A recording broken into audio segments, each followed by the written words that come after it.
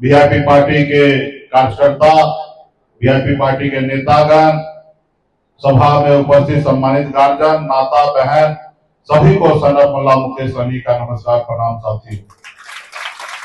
साथियों, और दरभंगा जिला या गोराबोराम कुशेश्वर के अलावा बिहार में हर किसी के लिए मैं एक नेता हूं, लेकिन खास करके आप जिस जगह पर बैठे हैं वो कुशेश्वर विधानसभा क्षेत्र है। और ये कुशेश्वर विधानसभा क्षेत्र हो या गोराबोराम हो या दरभंगा जिला है, तो इसके लिए मैं नेता नहीं हूं, आपका भाई और आपका बेटा हूं, आपका साथी हूं। और आप सब जानते हैं कि पिछले 12 साल से लगातार खास करके निषाद समाज के हक अधिकार के लिए हम लोग संघर्ष कर रहे हैं, लड़ाई लड़ रहे हैं।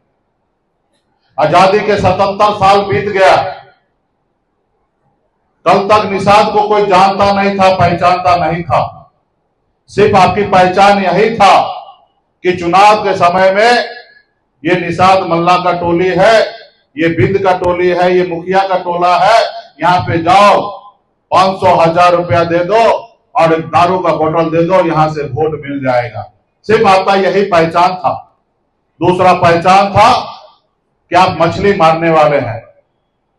लेकिन आप लोगों ने हमारे हाथ को मजबूत किया। आपने कहा सनत मल्ला आप आगे बढ़ो, हम आपके साथ हैं। अब पिछले 12 सालों में हमने बिहार में निषाद का परिभाषा हमने बदलने का काम किया। साथियों, निषाद का परिभाषा बदलने का काम किया है।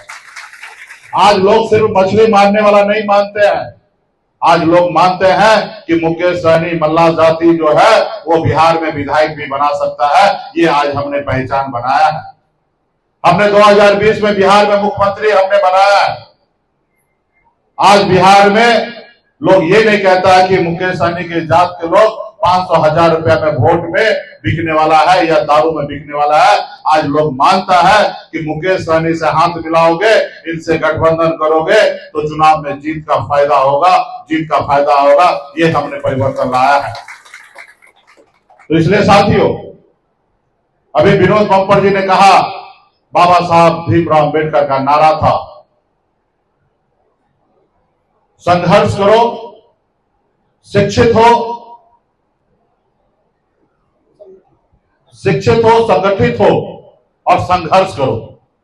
यानी कि एक रोटी कम खाइए लेकिन अपने बच्चे को पढ़ा लिखा के काबिल बनाइए।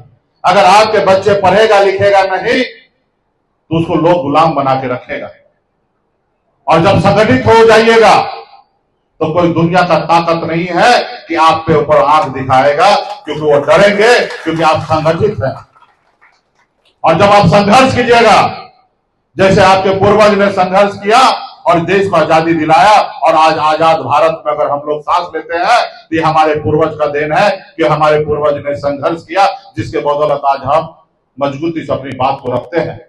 उसी तरीके से आज अगर आप संघर्ष कीजिएगा, जैसे आज 12 साल से आप और हम मिलकर संघर्ष कर रहे हैं, आज बिहार में हमने परिभाषा बदला, उसी तरीके से आप और हम संघर्ष करेंगे तो निश्चित तौर पे आने वाला समय में निषाद को एससी का आरक्षण का दर्जा मिलेगा। और आने वाला समय में निषाद का बेटा जब पढ़ाई लिखाई करेगा तो उसको सरकारी नौकरी मिलेगा। साथियों, सरकारी नौकरी मिलेगा। काश अगर 30, 40 साल, 50 साल पहले हमारे पूर्वज अगर संघर्ष करते, लड़ाई लड़ते, तो आज निषाद समाज का ये दिन नहीं होता। आज निषाद समाज का भविष्य जो है इससे बेहतर होता। साथियों, इससे बेहतर होता। लेकिन कल के नहीं किए, आज आपको करना पड़ेगा।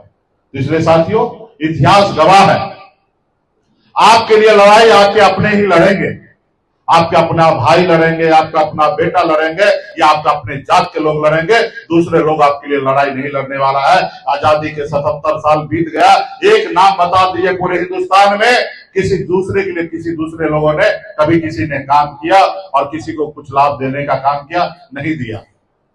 अगर कल्पना कीजिए, बाबा साहब भीमराव अंबेडकर अगर दलित के घर में जन्म नहीं लेते और उनको दलित का पीड़ा उनको अगर दिल में नहीं होता तो आरक्षण की लड़ाई आपको नहीं होता और संविधान में आपको 15% आरक्षण नहीं मिलता, क्योंकि वो दलित के बेटा थे और उनको मालूम था कि हमारे साथ किस तरीके से भेदभाव हो रहा है। हमको कुर्सी पे बैठने का मौका नहीं मिलता, लोग हमारे हाथ से एक गिलास पानी नहीं पीते, और वो सोच रखकर आपके लिए लड़ाई लड़े और आपको आरक्षण दिलाए। आज अगर हमारे समाज में अगर पासवान भाई, अगर हमारा राम भाई, अगर हमारा सदा भाई अगर कहीं पे सरकारी नौकरी में है, अगर सर उठाने लायक है, तो ये बाबा साहब भीमराव अम्बेडकर का देन है साथियों, बाबा साहब भीमराव अम्बेडकर का देन है।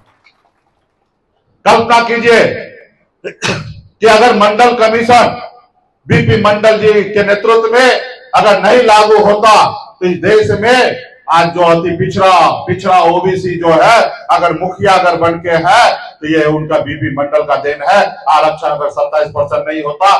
पैनोरमा ग्रुप, जो सोचता है वो करता है, आपके अपने सपनों का आशियाना।